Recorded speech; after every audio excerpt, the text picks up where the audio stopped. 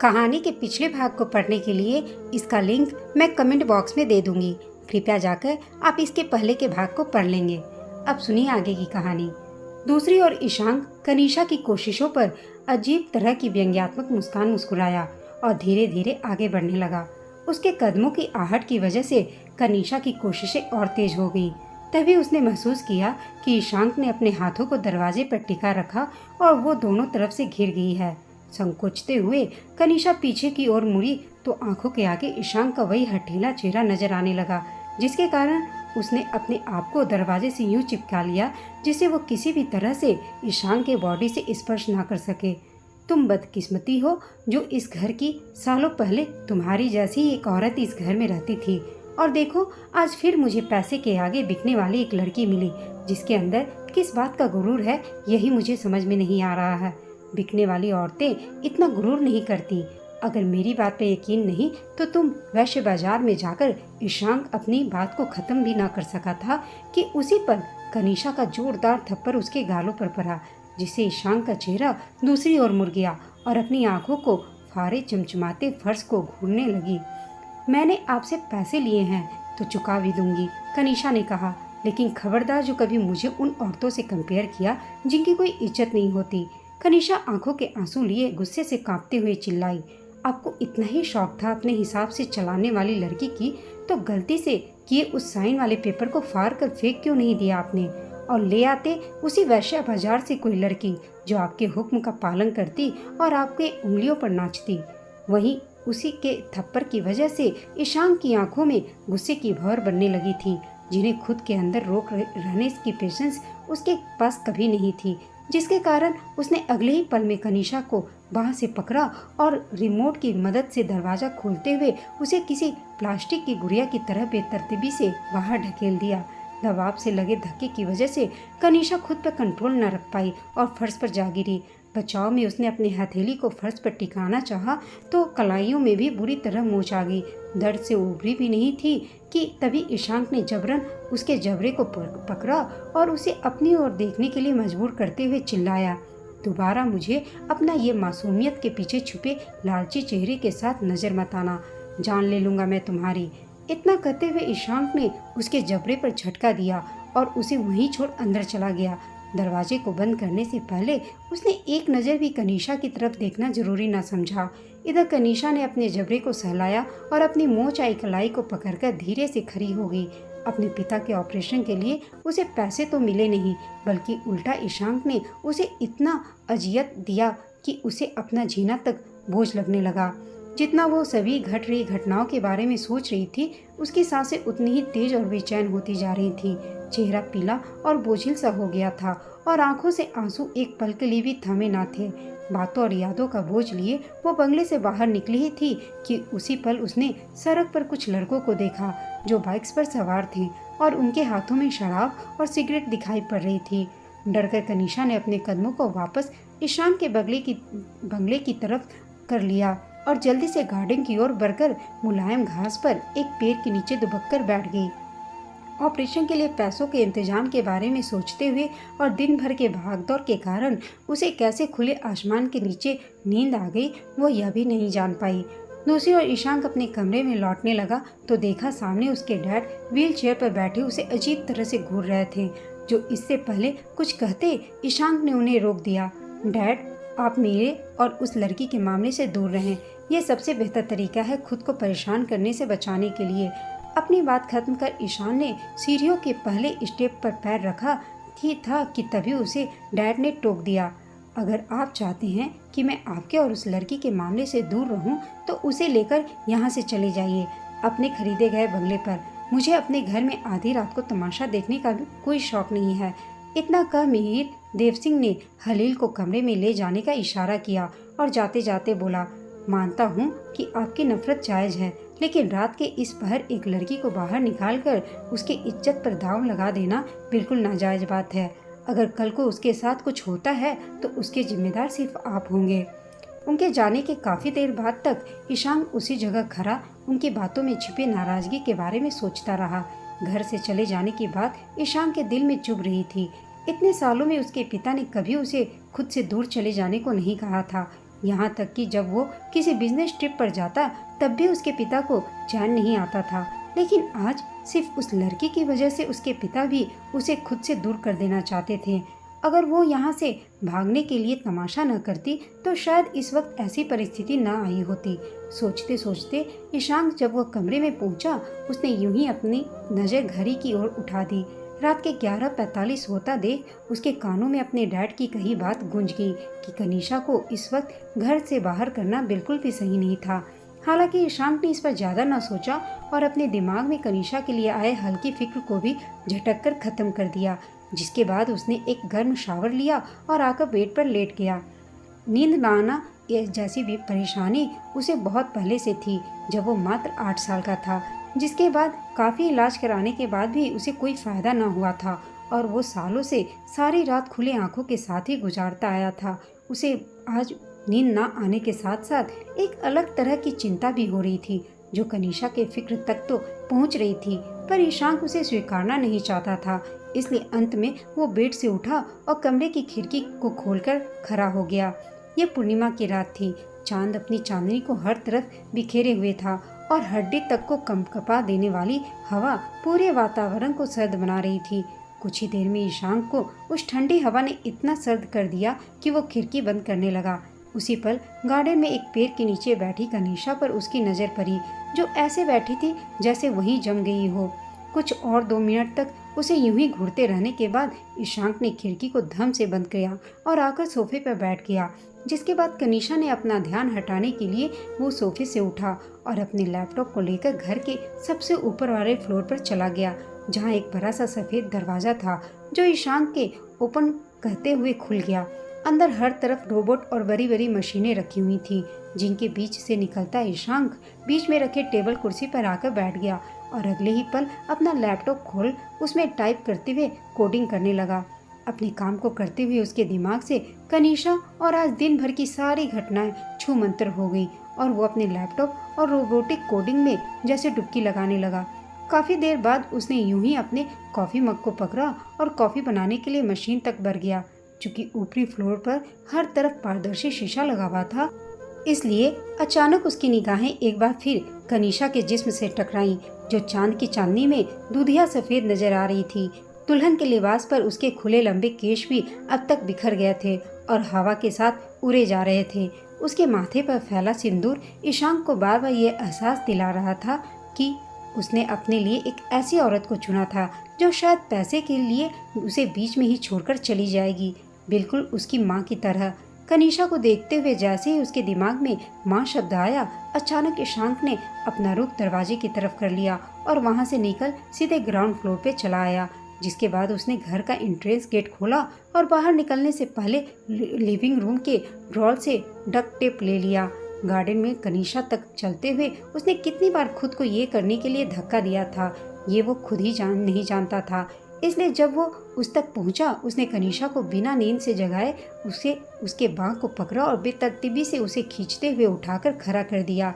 खिंचाव से कनीषा की आंखें खुली ही थी कि सामने ईशांक की वही अजीब सी बेरुखी आभा देख पूरी तरह आंखों से नींद फुर हो गई। दिमाग स्थिर हुआ तो ईशांक की हथेली को अपनी बाह पर देख उसने चिल्लाना शुरू कर दिया।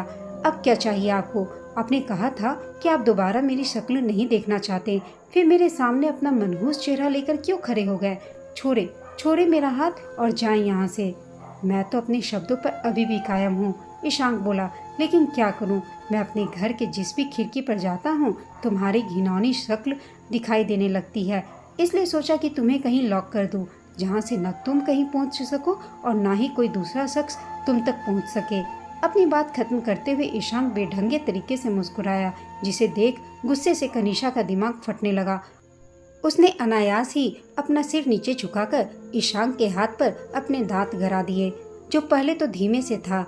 जब ईशांक को इससे कोई फर्क नहीं पड़ा तो उसने अपने दांतों को ईशांक के हाथ पर और जोर से कर दिया, जिसके खिलाफ मजबूती से और गरा दिया, जिससे उत्पन्न दर्द के कारण ईशांक की भौहें सिकुड़ गईं और माथे पर पड़ी बल ने उसके गुस्से को उजागर कर दिया। इसलिए जैसे ही कनीषा ने अपना मुंह उसके हाथ से हटाया, उसके डक्ट टेप निकलकर जबरदस्ती उसके मुंह पर चिपक गया। डक्ट टेप मुंह पर लगने से कनिषा छटपटाई तो ईशांक ने उसके दोनों हाथों को पकड़ लिया और खींचते हुए अपने साथ लेकर घर के अंदर आ गया। घर के अंदर आने के बाद कनिषा पैरों को पटकने लगी और मुंह से निकालने वाली उह आह की आवाज एक पल के लिए शांत न हुई तो अपने पिता की नींद डिस्टर्ब होने के डर से ईशांक रुका और अगले ही पल पीछे घूमकर कनिषा को अपनी बाहों में उठा लिया। ईशांक के इस हरकत से कनिषा की भौहें तंग गई और शायद वो अपनी पलकों को झपकाना ही भूल गई। ईशांक पहले से ही समझ नहीं पा रहा था कि वो यह सब क्यों कर रहा है, इसलिए उसका फ्रस्ट्रेशन और अधिक बढ़ गया और चेहरा उदासीनता में लिप्त नजर आने लगा। हालांकि ईशांक के बाहों में उठाने के अंदाज से कनिषा इस कदर हैरान हुई थी कि उसने छटपटाना तक बंद कर दिया और मुंह से सारी आवाज भी उसके गायब हो गई थी, जिससे ईशांक आसानी से उसे अपने कमरे तक ले गया। लेकिन कमरे का दरवाजा खुलने की आवाज ने कनिषा को वापस उसके होश में ला दिए, जिसके कारण उसने फिर से वही आवाज और बेवजह की छूटने की कोशिश शुरू कर दिया, जो अब ईशांक सहन नहीं कर सकता था। इसलिए बेड तक पहुंच उसने कनिषा को उसे बेड पर ही फेंक दिया और बेरहमी से उसके मुंह से टेप खींचकर निकाल दिया। टेप निकालने से कनिषा हल्के से चिल्लाई और अपने हाथ से मुंह को सहलाने लगी, लेकिन उसका गुस्सा ईशांक पर इतना भड़क चुका था कि अगले ही पल बेड पर खड़ी होकर उसने ईशांक का कॉलर पकड़ लिया और गुस्से से चिल्लाई, क्या समझते हैं खुद को? आपकी मलकियत है मुझ पर, जो जब दिल चाहता है बाहर फेंक देते हैं और जब दिल चाहता है वापस उठाकर लाते हैं। और जब लड़कियों पर आपको जरा सा भी यकीन नहीं था तो क्यों किया आपने मुझसे शादी? मुझे जवाब दीजिए कि क्यों नहीं उस पेपर को फाड़ दिया आपने? क्यों मेरी जिंदगी बर्बाद कर दी? क्यों किया मुझे शादी करने के लिए मजबूर? कनिषा इतना ही कह पाई थी कि उसी पर ईशांक ने उसके दोनों पैरों को पकड़ा और उसे खींचकर बेड पर गिरा दिया। इससे पहले कि वो वापस उठ पाती, ईशांक खुद भी बेड पर चढ़कर उसके दोनों हाथों को पकड़ बेड के खिलाफ दबा दिया, जिसके बाद उसने दांत पीसते हुए कहा, इतना गुस्सा क्यों आ रहा है तुम्हें? इधर कनिषा ने उसे खुद के ऊपर महसूस किया तो डर उसकी सांसें ही रुक गईं। ईशांक के अग्रेसिव और गर्वशाली नेचर के बारे में उसे अब तक समझ आ गया था, इसलिए ईशांक के आगे के कदम को लेकर डर से उसके पसीने छूटने लगे और एक सेकंड के भीतर ही उसके दिमाग ने हजारों तरह की कल्पना बना लिया, जिसके कारण उसने खुद के ऊपर से ईशांक को हटाने के लिए स्ट्रगल शुरू ही किया था कि तभी ईशांक ने अपने शरीर का दबाव बनाते हुए उसका हिलना डुलना तक रोक दिया और अपनी बात कहना जारी रखा, मैंने मजबूर किया? हाँ, कब मैंने तुम्हें मजबूर किया? वो तुम थी जिसने मैरिज पेपर पर साइन कर खुद को मेरी जिंदगी में शामिल किया और हमारी शादी मेरी जिद के कारण नहीं हुई, इसमें तुम्हारे पैसों का लालच भी शामिल था। क्या तुम भूल जाती हो कि तुमने मुझसे कितने पैसे लिए हैं? कहते कहते ईशांक ने अपने चेहरे को उसके कान तक झुकाया और फुसफुसाहट के साथ कहने लगा, और देखा जाए तो जो तुम्हें चाहिए था वो इस शादी के होने से तुम्हें मिल भी गया। जो तुमने चाहा वो तुम्हें मिला, एक अमीर आदमी जिससे मिलकर तुम अपने बाप और खुद की भूख को मिटा सको। I am right Kanisha Reddy? इतना कह ईशांक ने अपना सिर उठाया और कनिषा की कलाई छोड़ बेड पर सीधा बैठ गया। हालांकि वो वहां से उठता उससे पहले ही कनिषा ने उठकर उसके कंधे को पकड़ लिया। इतनी ही बुरी हूँ आपकी नजरों में तो मुझ जैसे अधभूखी को अपने महल से निकालने के बाद वापस क्यों उठा लाए? कनिषा को जवाब देने से पहले ईशांक ने कंधे पर रखे उसके हाथ को घुरा, फिर गुस्से में बोला, मैं तुम्हारे किसी भी सवाल का जवाब देना जरूरी नहीं समझता और ना ही तुम मेरे लिए इतनी खास हो। अपनी औकात मत भूलो और आखिरी बात, यहाँ से भागने या शोर करने के बारे में सोचना भी मत, वरना आगे जो मैं करूँगा शोर करने के लायक बचोगी भी नहीं। मतलब आप मेरी मर्जी के बगैर मेरे साथ जो चाहे वो करे? कनिषा ने कहा, और मैं अपनी मर्जी से यहाँ से जा भी नहीं सकती। ख्याली पुलाव है ये आपके दिमाग में, भूल जाइए कि मैं कभी आपकी बात मानूंगी। इतना कहते कहते कनिषा ने ईशांक के कंधे से अपना हाथ हटाया और झट से बेड से उतर गई। इससे पहले कि ईशांक उसे पकड़ पाता, बड़ी ही फुर्ती से उसने कमरे के दरवाजे की ओर अपने कदम बढ़ा लिए। हालांकि वो दरवाजा को छू भी नहीं सकी थी कि ईशांक ने पीछे से आते हुए उसके कमसिन कमर को अपने दोनों हथेलियों से पकड़ लिया और कनिषा को कोई मौका ना देते हुए उसे किसी बच्चे की तरह हवा में उठाकर वापस बेड की ओर चलने लगा। जाने दीजिए मुझे, आप जैसे कमीने के साथ मैं एक ही कमरे में नहीं रहना चाहती। मुझे आप पर रत्ती पर भी यकीन नहीं है। क्या आपको समझ नहीं आ रहा? मुझे छोड़िए। ईशांक के उठाते ही कनिषा चिल्लाना शुरू कर चुकी थी, जिससे ऊब चुके ईशांक ने कुछ 2 मिनट तक उसके ना खत्म होने वाले आवाज को सुना और बर्दाश्त किया। पर अंत में उसने जैसे ही कनिषा को बेड पर पटका, उसके जी जाने का कनिषा के चेहरे पर ठीक बगल में बेड पर मारा। तुम्हारी ये मतलब क्या? नाटक देखने के लिए मेरे अंदर पेशेंस नहीं है। मैं अच्छी तरह जानता हूँ कि अगर पैसे दूँ तो तुम मेरे साथ एक बेड शेयर करने को भी तैयार हो जाओगी, क्योंकि तुम जैसी लड़कियों का कोई कैरेक्टर नहीं होता। बताओ मुझे अब क्या चाहिए तुम्हें जो इतना नाटक कर रही हो? उसके मुक्के से कनिषा ने अपने चेहरे को दूसरी ओर मोड़ रखा था और डर से उसके चेहरे पर हवाइयां उड़ने लगी थी। ईशांक का हिंसक तरीके से चिल्लाना और बेड पर इस तरह पटकने से उसकी आंखों के आगे कुछ पुरानी तस्वीरें उभर आईं, जिनमें महज वह 8 साल की लड़की को उठाकर बेड पर पटक दिया गया था और उसे मारने के लिए फर्श पर पर्दे की रॉड को घसीटा जा रहा था। डर से वो छोटी लड़की बेड पर रखे ब्लैंकेट के नीचे जा छुपी, जिसके बाद उसके कानों में एक औरत की आवाज पड़ी, जो कि गुस्से से कह रही थी, कनिषा, my dear little Kanisha, blanket से बाहर आ जाओ, वरना तुम्हारी न्यू मॉम अंदर आ जाएगी। फिर जानती हो ना क्या होगा? मॉम की अच्छी बेटी बनो और चुपचाप बाहर आकर अपनी गलती की सजा भुगतो। फिर मॉम तुम्हें समझाएंगी कि डैड से न्यू मॉम की शिकायत नहीं करनी चाहिए। इतना सुनते सुनते ब्लैंकेट के अंदर डर से कांपती कनिषा को अपने पीठ पर रॉड से जोरदार चोट का एहसास हुआ, जो उसके नाजुक से छोटे शरीर पर असहनीय दर्द उभार गया। चीखते हुए जब वो अपने बचपन के ख्यालों से बाहर निकली, आंखें मूंद लगातार कहती रही, नहीं नहीं मॉम, मैं डैड से कुछ भी नहीं कहूँगी, उन्हें कुछ भी नहीं बताऊंगी, प्लीज मुझे मत मारो। कनिषा की दोनों कलाइयों को एक हाथ पकड़ उसके सिर के ऊपर बेड के अगेंस्ट दबाते हुए जब ईशान के कानों में उसकी सिसकने की आवाज पड़ी, तभी कहीं जाकर उसने नोटिस किया कि कनिषा का चेहरा सपाट और बोझिल सा हो गया है। बल परे माथे से पसीने की बूंद धीरे धीरे कनिषा के गले की ओर सरक रही थी और आंखें मीचकर बंद किए वो न जाने खुद में ही क्या बड़बड़ा रही थी। यह सब देख ईशांक ने अपनी पकड़ उस पर ढीली कर दी और पहले कुछ सेकंड तक उसे समझने की कोशिश करता रहा, लेकिन उस कोशिश का अंत उसने व्यंग्यात्मक मुस्कान के साथ की और कनिषा के जबड़े पर अपनी पकड़ बनाते हुए उसके चेहरे को अपनी ओर घुमाया। आंखें खुलने के बाद भी कनिषा का मिजाज खौफजदा ही था, जिस पर बिना ध्यान दिए ईशांक ने कहा, जितनी दफा भी मैं तुम्हारे इन नाटकों को देखता हूँ, मुझे नफरत होती है तुमसे। हजारों चेहरे की मालिक होती तुम लड़कियाँ, हर एक परिस्थिति के लिए एक नया चेहरा, और तुम्हें लगता है कि मुझे तुम्हारा ये नाटक तुम्हारे प्रति नर्म कर देगा? तुम मेरे लिए वो गुड़िया हो जिसका इस्तेमाल मैं हर रोज करूँगा और फिर एक दिन तुम्हें धक्के मार के अपनी जिंदगी से बाहर निकाल फेंकूंगा। ईशांक के शब्दों से कनिषा वापस अपनी चेतना में लौटी तो उसने खुद को ईशांक के नीचे दबा हुआ पाया। हालांकि इस बार उसके हाथ स्वतंत्र थे, इसलिए बिना कुछ जवाब दिए उसने ईशांक के सीने पर हाथ रख उसे खुद से दूर ढकेलना चाहा, लेकिन ईशांक का भारी भरकम शरीर टच से मस न हुआ, बल्कि इसके विपरीत उसने उसके हाथों को वापस जकड़ लिया। याद है तुमने एक बार भरी महफिल में मेरी रेपुटेशन को बर्बाद करने के लिए क्या कहा था? कनिषा का हिलना डुलना भी बंद करते हुए ईशांक ने अपने शरीर को उसके बॉडी के विपरीत दबाया और फिर अपनी बात पूरी करने लगा। मैं भले ही एलिजिबल बैचलर हूँ, तो क्या मैं अपनी हर रात एक नई लड़की के साथ बिताता हूँगा, और कौन जान पाता होगा इस बारे में मुझ जैसे अमीर जादे को अपनी रंगीन रातों को छुपाने के लिए कितनी मेहनत करनी पड़ती होगी। शायद एक फोन कॉल। यही कहा था ना तुमने उस दिन भरी महफिल में? आप क्या कह रहे हैं? मुझे कुछ समझ नहीं आ रहा है। कनिषा बोली, प्लीज छोड़िए मुझे, आप मुझे इस तरह ब्लॉक नहीं कर सकते।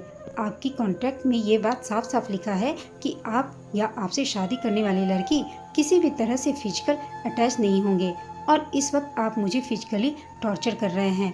कनिषा ने कांपती आवाज में जबरदस्ती की दृढ़ता लाते हुए कहा, जिसमें ईशांक ने कुटिलता से मुस्कुराया और कनिषा के होठों तक झुकते हुए बोला, अगर मैं कॉन्ट्रैक्ट तोड़ देता हूँ तो क्या फर्क पड़ जाएगा?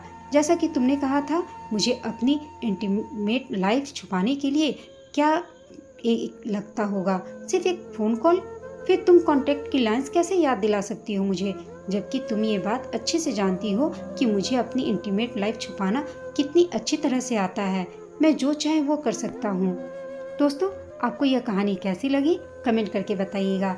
साथ ही कहानी अच्छी लगी हो तो इसे लाइक और शेयर और चैनल को सब्सक्राइब अवश्य कीजिएगा। कहानी सुनने के लिए आप सबका धन्यवाद।